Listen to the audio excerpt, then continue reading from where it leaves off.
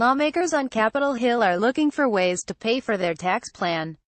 Drago for the New York Times, Washington. Republicans are unfailingly passionate about cutting taxes, but as they look to craft the most sweeping tax code rewrite in 31 years, one question reliably dampens their enthusiasm: how to pay for the cuts.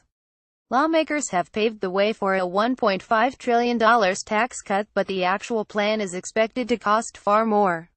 With House Republicans only weeks away from finally unveiling a tax bill, ideas for raising revenue continue to bubble up and then burst.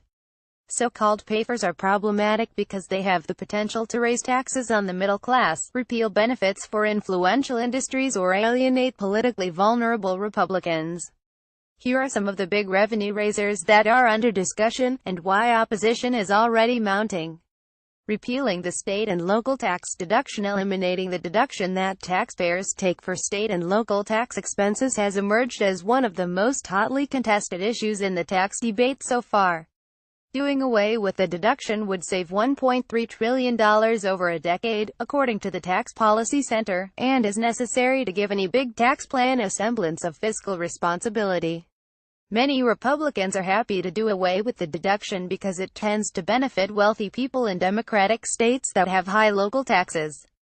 But several Republican lawmakers also represent areas where constituents, including those in the middle class, make heavy use of the deduction. While Republican tax writers remain committed to the idea, they are looking for ways to soften the burden on taxpayers who benefit from this tax break. The most recent idea to get caught in the game of legislative whack-a-mole was a proposal to dramatically lower the cap on the amount that workers can set aside in their 401k retirement accounts. Currently, workers under 50 can set aside up to $18,000 a year without having to pay taxes up front on that money. House Republicans were discussing lowering that to $2,400. This creates both practical and political problems. Lowering the cap on 401k contributions would save only a sliver of the $1.5 trillion in lost revenue from the tax cuts that Republicans are pushing. What is more, such plans are widely used by middle-class taxpayers that Republicans say they are trying to help. The idea died a quick death on Monday when President Trump said he would not let it happen. Raising income taxes on the rich. The tax framework released by the Big Six Republican Tax Working Group last month, the six lead negotiators from the House, Senate and Trump administration, called for three tax brackets with a top rate of 35%, down from 39.6% today. The plan kept open the option of creating an additional tax bracket for top earners to ensure the tax code remained progressive. No guidance was given on what that tax rate would be or what income level it would apply to. Lawmakers, now facing criticism that their plan is a giveaway to the rich, are considering adding that additional bracket, potentially keeping it at the current 39.6% rate or slightly lowering or raising it. Well, Mr. Trump says that many of his wealthy friends have encouraged him to raise their taxes to help the middle class. Doing so would be a break with Republican orthodoxy. Republican leaders in Congress have been hesitant to raise tax rates on anyone because the party's brand is largely built around the idea that the economy does best when people have more money to spend.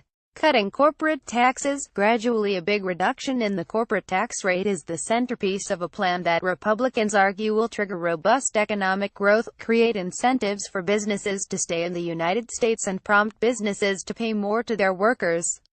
But cutting the corporate rate to 20% from 35% while getting rid of the corporate alternative minimum tax would cost nearly $2 trillion over 10 years. So Republicans have been talking about the possibility of a temporary tax cut or getting to the lower rate gradually, over a period of years. Temporary or gradual tax cuts would be less costly, but they could also pack less punch for accelerating economic growth. Companies say that they are less likely to make long-term investment plans if they think their tax rates will eventually start climbing again. A phased-in tax cut would likely encourage businesses to time their investments accordingly, meaning that growth would remain sluggish in the near term. Since Republicans are counting on rapid economic growth to pay for their tax cuts, anything that inhibits this could be counterproductive. grappling with a global minimum tax. Multinational corporations have been salivating at the prospect of a switch from a worldwide tax system to a territorial system, where profits earned abroad are not taxed by the United States. Such a switch, they contend, would make American companies more competitive with their counterparts around the world and spur hiring at home. The fear, and the coming fight, is over a proposed global minimum tax that would be paired with the new system. In theory, this would protect the tax base from being eroded by companies having even more incentive to do business overseas. However, firms fear that such a tax would continue to make them less competitive than their global counterparts and mean that the tax system is not truly territorial. Curbing the deductibility of corporate interest. For months, House Republicans pitched a plan to eliminate the deductibility of corporate interest in exchange for allowing companies to immediately write off equipment expenses. The latest plan would allow companies to immediately expense their equipment purchases for 5 years and only partially deduct interest they pay on loans. However, compromises come with their own sets of problems. Making expensing temporary could lead to an investment hangover after 5 years. Firms that rely heavily on debt are bracing for a big fight if the curbs on deductibility prove overly onerous. Ultimately, they may get their way, as Mr. Trump's industry, real estate, prizes the deduction.